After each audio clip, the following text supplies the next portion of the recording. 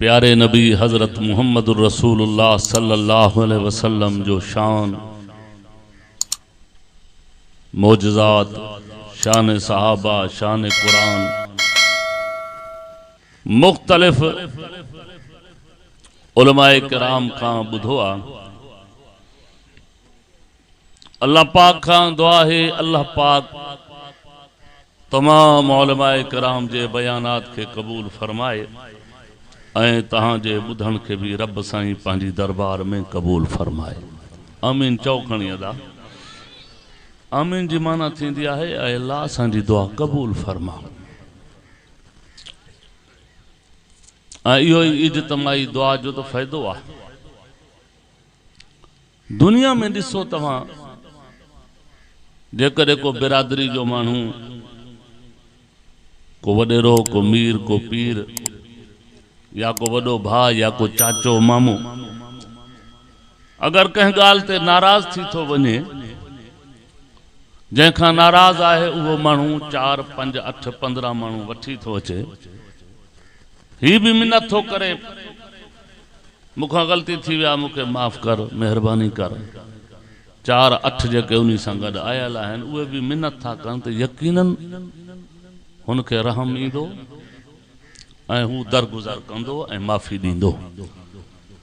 इन जे करे जंहिं वक़्त में भी माण्हू दुआ थो घुरे, जेकॾहिं सभु गॾिजी करे तव्हां सां इहा दुआ घुरंदासीं त अल्लाह असांखे माफ़ फरमा, अल्लाह असां खां राज़ी थी, ऐं अल्लाह दुनिया ऐं आख़िरत जूं भलायूं नसीब फरमा। सभु गॾिजी करे इहे अल्फाज चवंदासीं त अल्लाह जी रहमत में उमेद आहे। जंहिं रब बाननि जे दिल में प्यार ऐं मोहब्बत पैदा कयो आहे उहो पाण त आहे अरहमुर राहिमीन, जंहिंजी रहमत जो कोई किनारो का हद्दी न आहे। इन्ही जे करे जंहिं वक़्त में दुआ जा अल्फाज को बि आलिम सगोरो बयान में चवे त फौरन सब मजमे वारा चवंदा कयो आमीन, यानी ए अल्लाह, जिए ही मुकर्रर खतीब मौलवी साहब दुआ तो घुरे, असां बि उन सां गॾु तोखां दुआ था घुरूं त ए अल्लाह असां सभिनी ते रहमत नाज़िल फरमा। मोहताज आहियूं न पाण अल्लाह जी रहमत जा, कि न तहां मोहताज न आहियो, सभई मोहताज। ॾींहं जो मोहताज, रात जो मोहताज, सुम्हण में मोहताज, जागण में भी मोहताज हूं न। जेकॾहिं निंड में निंड ॾेई छॾे त उनको को पुछण वारो आहे? भला तव्हां असां बिस्तरो लगाए करे, नरम बिस्तरो, आलीशान बिस्तरो, जगह भी बेहतरीन सुम्ही रहूं, पर जेकॾहिं हू निंड न ॾे त भला असांजे वस में आहे जो असां पाण निंड करे सघूं था? न निंड करण पंहिंजे वसा, न जागण पंहिंजे वसा, न घुमण पंहिंजे वसा, न ॻाल्हाइण पंहिंजे वसा, न खाइण पंहिंजे वसा, न पीअण पंहिंजे वसा। मानी अॻों पई हुजे, खाइण न ॾे तॾहिं बि मर्दी वारो केरु आहे? सब ॻाल्हायो केरु आहे? अल्लाह आहे न। मूंखे हिकिड़े दोस्त ॿुधायो, चइसई मानी अॻियां पई हुजे ऐं गिरां भी भञी माण्हू हथ में पकड़े, पोइ भी रब खाइण न ॾे तॾहिं भी मर्ज़ी वारो आहे। मजो इहा ॻाल्हि त असां मुंड खां वठी करे चवंदा आहियूं त मर्ज़ी माण्हू जी न हलंदी आहे, मर्ज़ी कंहिंजी हलंदी आहे। सभु ॻाल्हायो कंहिंजी? अल्लाह जी हलंदी आहे। चलो ठीकु आहे, तोखे ॻाल्हि समझ में आई, ॿुधा त सही कीअं सम्झई इहा ॻाल्हि? चइसे ॻाल्हि इहा, मां घर ॾे वयुमि, शाम जो टाइम हो, घर भातियुनि मूंखे मानी अॻियां ॾिनी, मां हथ धोई करे मानी जो गिरां भॻो, तॾहिं पासे में चाचे जो घर हो, सौट भॼंदो आयो, चए अदा अदा उथी जल्दी कर, गाॾी कढ, बाबा खे अलाए छा थी वियो आहे। वो हथ में भगल गिरां उते रखियुमि, ॿाहिरि आयासीं, चाचे के खणी करे हलिया वयासीं अस्पताल में। 2-4 कलाक लगी विया, वांदा थी करे पोइ मां होटल ते मानी खाधी। पोइ मूंखे इहा ॻाल्हि समझ में अची वई त जेकॾहिं अॻियां मानी पई हुजे, गिरां भी हथ में खणूं, पर पोइ भी खाइण न ॾे त मर्ज़ी वारो केरु आहे? सभु ॻाल्हायो केरु आहे? अल्लाह मर्ज़ी वारो आहे। तने फरमाई तबारकल्लज़ी, मर्जी वारो भी मां, बरकत ॾियण वारो भी मां, शिफ़ा ॾियण वारो भी मां, तंदुरुस्ती ॾियण वारो भी मां, हर शइ जे मथां कुदरत रखण वारो भी मां। ऐं इहो ई पैगाम बिन जहान जे सरदार मिठड़े मोहम्मद करीम सल्लल्लाहु अलैहि वसल्लम तस्लीमन कसीरन कसीरा मक्के पाक में पेश फरमायो, मदीने आलिया में पेश कयो, बदर में पेश कयो, तबूक में पेश कयो, हुनैन में पेश कयो। जाते जाते पैगंबर पाक सल्लल्लाहु अलैहि वसल्लम जा कदम मुबारक पहुता, साईं जन नबूवत वारी ज़बान से यो पैगाम आम फरमायो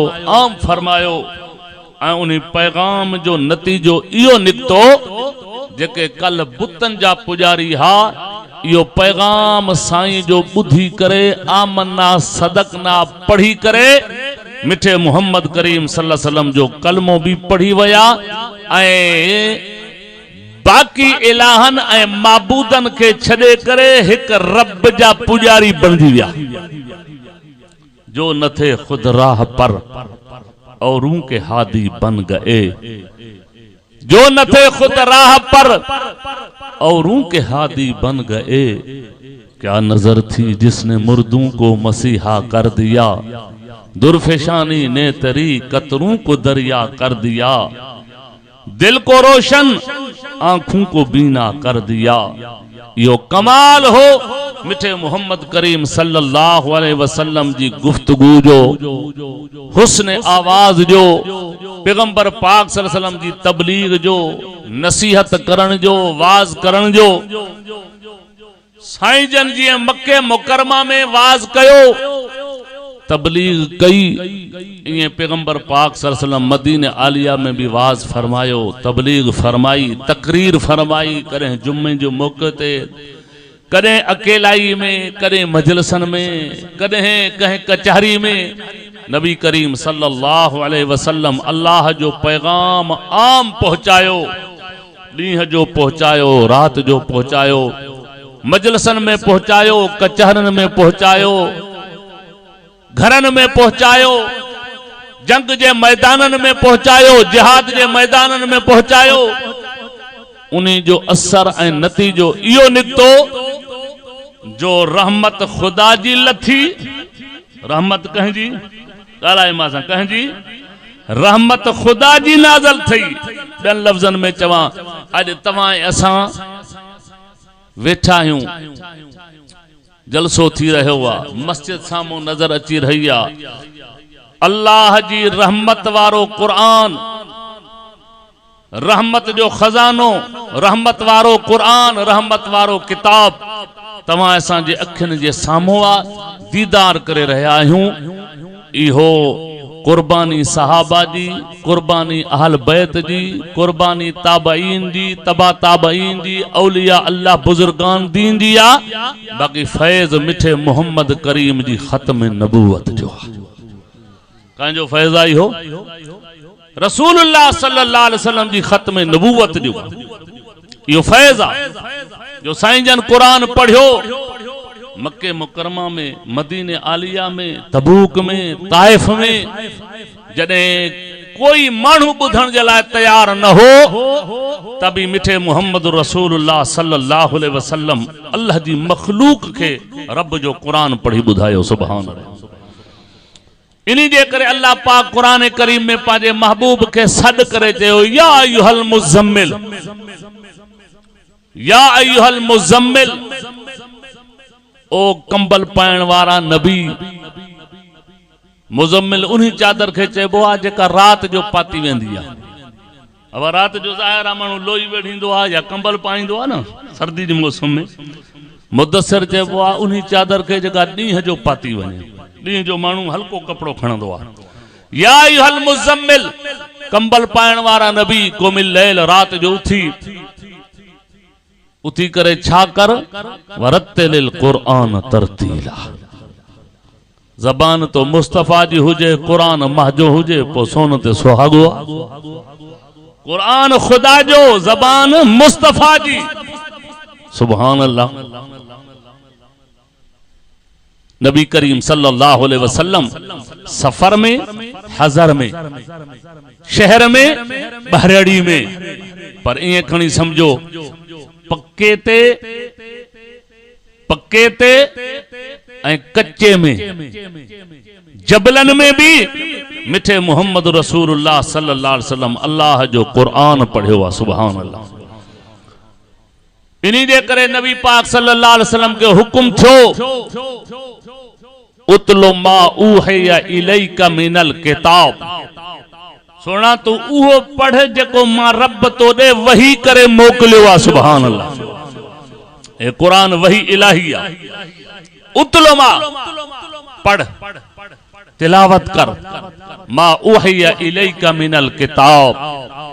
ये किताब कुरान शरीफ जा नाला कुरान करीम भी आहे, कुरान मजीद भी आहे, कुरान अजीम भी आहे, कुरान अजीब भी आहे, इन्हीं जी सिफत किताब भी आहे। ज़ालिकल किताब, किताब चइबो आहे लिखत वारी शइ खे। इं खणी समझो खत खे छा चवंदो आहे? लिखत आहे। छा मतलब?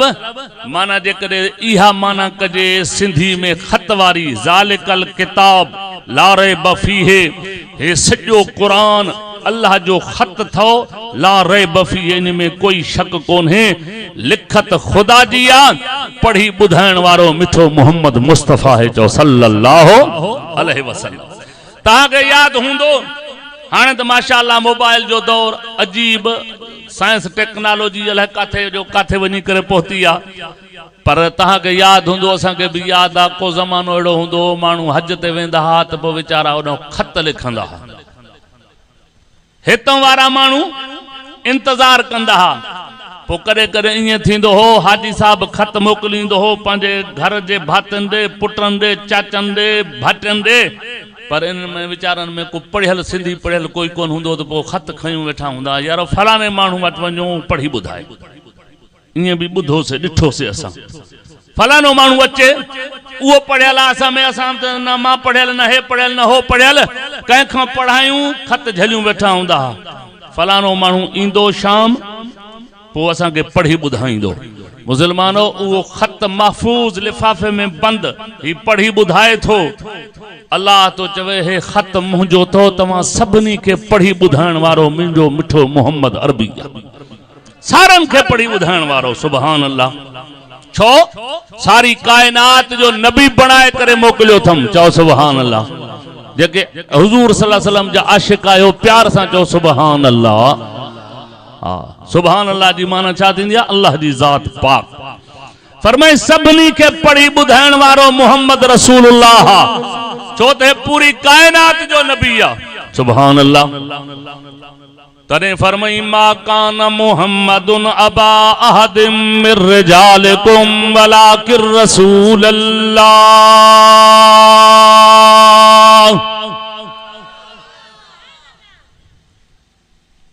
तोसां को सुभान अल्लाह खां ॾा नहीं आउंदी से, एॾो रड़ पई पवंदी है। कुछ अले सोत पे कम थी सी ना, तो अगे पुराने दौर विच क्या होंदा, घोट कुंवार को लावा देंदे हन ना, ज़ैफा कुराड़ियां कुंवार बांधी ओदे कुंड च पे जे घोट हिकड़ा बेचारा सादा जरा सौला वन बैठा त हिकड़ी पोड़ी आई ॾिठो सो धिका के सुरग ते थोला ईअं सुरिया, पर अञा कुंड जी बैठी है, पुॼे सौला थिए त टकर लॻे न, ओ जेको लावा सॾे देवस हां तो बी कुराड़ी आई सुरग ते थोला सुरिया, अञा बि ओॾे पुॼे न पिया, वल टीजी धिका ॾिठो सुरग ते घोट दाह कर पिया। आखे आखे संधी के सोरो कीन रुगो मां सोरा चे, पंहिंजी के भी तो सोरो न चे, को जो तुसां भी आखे सो अले सो सुभान अल्लाह तो मुझे कम थी सी। बुलंद आवाज सां फरमाया मा कान मुहम्मदुन अबा अहदिम मिर रिजालिकुम वलाकिर रसूलल्लाह व खातमन नबीय्यिन। अल्लाह पाक फरमा तो कुरान करीम के अंदर फरमाई मुझा प्यारा नबी, दिलबर नबी, अनवर नबी, अशरफ नबी, अकरम नबी, असखा नबी, नबियन जा भी नबी। अज बई हथ मथे करे चो, ऐलान करे चो असा जो नबी नबियन जो भी नबी आ। हाँ से कदे मक्के में पियो रब जो जिक्र करे, कदे अर्शन जा पियो सैर करे। चो सुभान अल्लाह। चवे तो कदी जिक्र अंदर हो पई राता कटल, कदी अर्शां ते मुलाकाता होवन। कदे जबलन में वेठो रब जो जिक्र थो करे, कदे वरी बुराक ते सैर करे। मिठो मोहम्मद अरबी अर्शन जा दीदार पियो करे। चो सुभान अल्लाह। चवे तो मा कान मुहम्मदुन अबा अहदिम मिर रिजालिकुम वलाकिर रसूलुल्लाह व खातमन नबीयीन।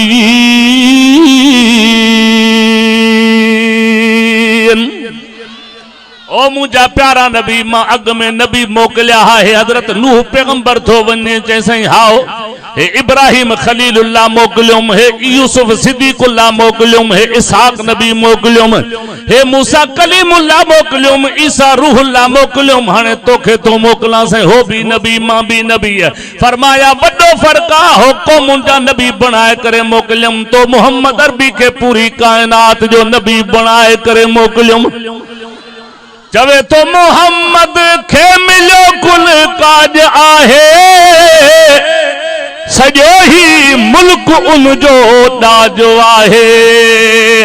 रखियो सिर ते जहीं जे हक ताला, सदा लौलाक वारो ताज आहे। बी जगह ते रब कुरान करीम में भजे पिटने मोहम्मद अरबी सल्लल्लाहु अलैहि वसल्लम की तारीफ जिक्र फरमाई।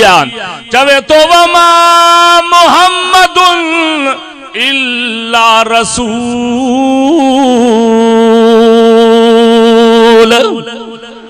मुहम्मदुन रसूलुन। सुभान अल्लाह। कुरान शरीफ खोले करे दिसंदो तो मुहम्मदुन दाल जे मथों भी तनवीन आई बीठी आ, रसूलुन जे मथों भी तनवीन आ। अल्लामा महमूद आलूसी रहमतुल्लाह अलैह पंहिंजी तफसीर रूहुल मानी में नकल फरमायो आ, मुहम्मदुन दाल वारी तनवीन, रसूलुन लाम वारी तनवीन। यो रब इशारो करे समझायो आ, मुहम्मद सारे रसूलन में वड्डो रसूल आ। चो सुभान अल्लाह। तू चो सुभान अल्लाह तो मैं ते को लफ्ज चवा। चाहे तो इहो जेहा शाना वाला, ओ इहो जेहा शाना वाला आया न कोई आना है। इस जेहा शान किसे पाया न कह पाना है। ओ इहो जेहा शाना वाला आया न कोई आना है। इस जेहा शान किसे पाया न कह पाना है। इस जेहा शान किसे पाया न कह पाना है। सोना अरशां ते जान वाले आए, सोना अरशां ते जान वाले आए। और रब कोलू मरतबे पान वाले आए। आया गम आसियां दे खान वाले आ, ओ भूलियां नू सीधा राह लाण वाले आ। चवे तो यासीन वल कुरआनिल हकीम, इन्नका लमिनल मुरसलीन अला सिरातिम मुस्तकीम तंजीलल अजीजिर रहीम। अल्लाह फरमा तो मैं के कुरान हकीम जो कसम आ, मोहम्मद तू सच्चो रसूल आ। चो सुभान अल्लाह। नबियन जो सरदार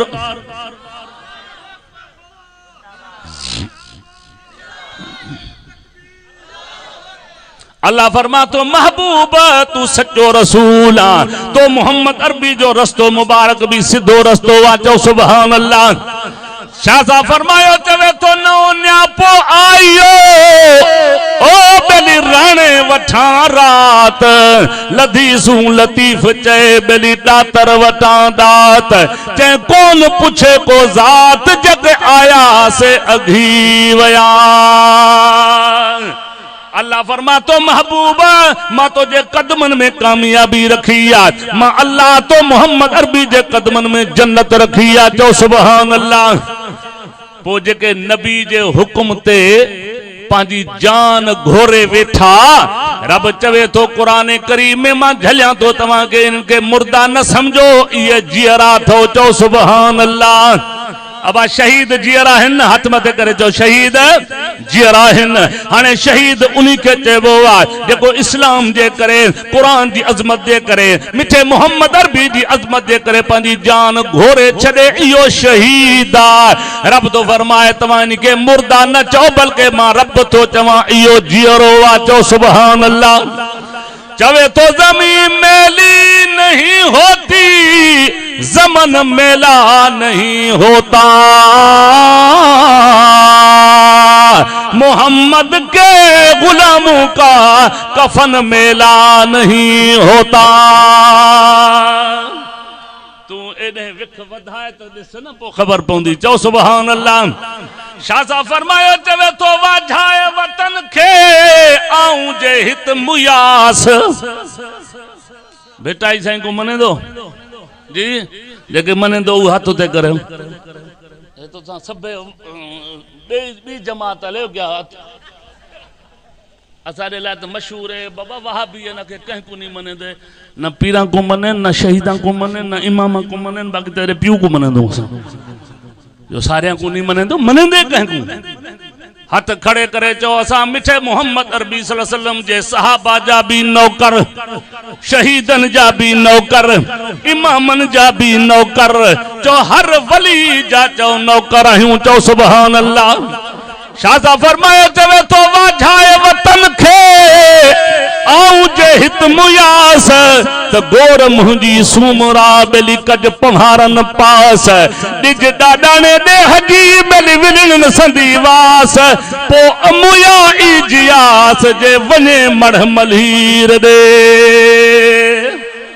जे नबी करीम सल्लल्लाहु अलैहि वसल्लम वारे रस्ते ते मां कुर्बान थी वन्या न पा मोयल भी जियरो आहियां चो सुभान अल्लाह चो तो पो मां शहीद आया शहीद जिंदा हुंदा न चो न सुभान अल्लाह चो चो सुभान अल्लाह शहीद ओ मुसलमानो रब कुरान करीम मिठे मोहम्मद अरबी जी तारीफ कई चवे तो वमा मोहम्मदुन इल्ला रसूल त्री जगह ते फरमाई ताहा मा अनज़लना अलैकल कुरआन लितशका इल्ला तज़किरतल लिमन यख्शा तंज़ीलम मिम्मन खलक़ल अर्ज़ वस्समावातिल उला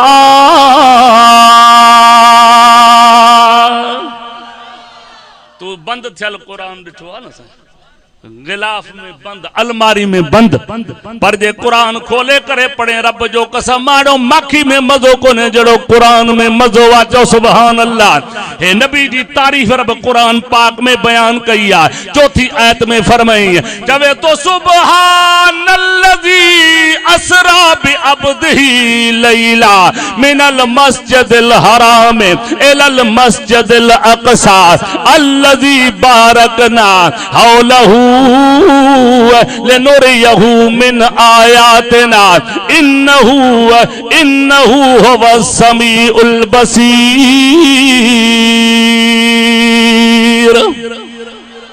तहां कुरान बुधो पोजे तहां जी दिल खुश पई थे तो छा चौंदा आयो सुभान अल्लाह ये न मजमे वारा चौंदा सुभान अल्लाह माना जे आलिम सगोरे जो बयान पसंद पियो अचे हाने बुधी करे मानू चौंदा सुभान अल्लाह रब चौंदा जने मां पंजे मोहम्मद जो मेराज बयान कंदो मां खुदा के भी मजो इंदो आ तने तो चवा सुभान दादिया चौनो सुभान अल्लाह छो एक मोहम्मद जी जात बो खुद खुदा जी जात चो सुभान अल्लाह ओ मुसलमानो जने सोनो नबी मथे अर्शन ते पहुतो जन्नत जे दरवाजे ते पहुतो अल्लाह जी जात जो कसम आ जन्नत जी हूरा भी इस्तकबाल करे मोहम्मद जी तारीफ पियो कन चो सुभान अल्लाह दादिया चो त मां उहे अल्फाज वरी शायराना अंदाज में पढ़ी बुधाया चो न सुभान ओ जेके हूरा चमन पयूं न खुदा जे बंदे शायर हुए जुमला लिखा छा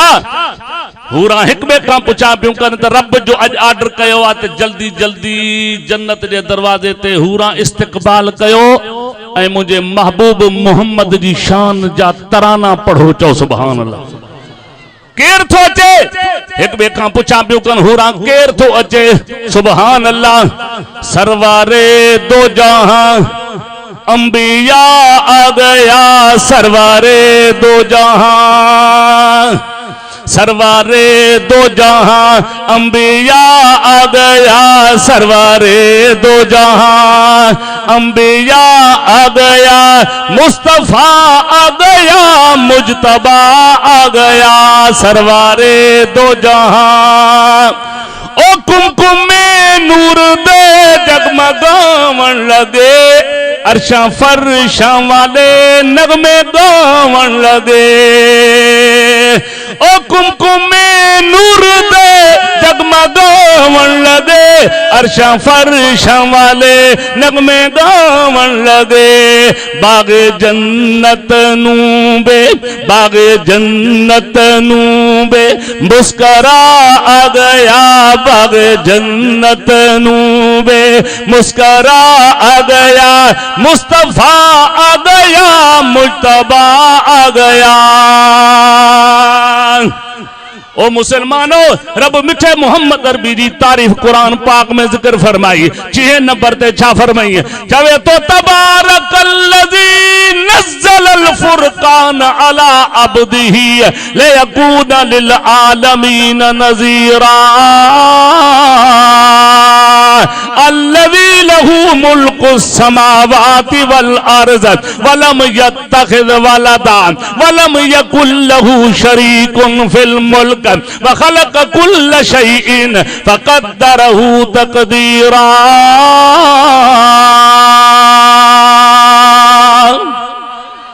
असा जो ईमान आ नबी जो शान वधे असा जो ईमान वधे चो सुभान अल्लाह। हथ मथे करे चो सुभान अल्लाह। हे रहमत वारा मलाइक भी अज लथल हैं जो जाते कुरान पढ़ियो वेंदो आहे साईं जन फरमायो ते रहमत जा मलाइक भी लही अची करे रब जो कुरान बुधंदा आहिनि चो सुभान अल्लाह। नबी जो शान चो न सुभान अल्लाह। मिठे मोहम्मद अरबी शहरन में भी कुरान पढ़ियो बहराड़ी में भी कुरान पढ़ियो मोहम्मद कच्चे में भी चो रब जो कुरान पढ़ियो चो सुभान अल्लाह। ॾाढिया चो पो जन कुरान बुधो जन कुरान बुधो पो तोड़े परे खां आया हा कुरान बुधऊं नबी सोने जो दीदार कयूं दीदार खां पो कुरान बुधी करे कलमो पढ़ियूं खुदा जी जात जो कसम आ रहा मक्के और मदीने में जबलन में पर जन्नत जा मालिक बनजी आ चो सुभान ॾाढनि जो सुभान अल्लाह। इमामुल अंबिया रहमत दो आलम सल्लल्लाहु अलैहि वसल्लम बहराड़ी में भी कुरान पढ़ियो चो सुभान अल्लाह। एक दफे अल्लामा इब्न अब्दुल बर उस्तुल गाबा किताब जो नालो उन में वाक़ियो नकल फरमायो अरबी में किताबा चवे तो इमामुल अंबिया रहमत दो आलम सल्लल्लाहु अलैहि वसल्लम फरमायो दिल में ख्याल कयो थन अज मां वनी करे पहाड़ी इलाके में जंगलात वारे इलाके में वनी करे अल्लाह जो कुरान पढ़ा चो सुभान अल्लाह। मन को उते रहंदड़ को मानू मां मोहम्मद अरबी जो कुरान बुधी करे वो कलमो पढ़ी वठे तो सुभान अल्लाह। चो त नबी से रात दी इयो ख्याल कंदा हा त मन को काफिर मां मुस्तफा जो कुरान बुधे कलमो पढ़ी पवे त जहन्नम को बची पवंदो चो सुभान अल्लाह।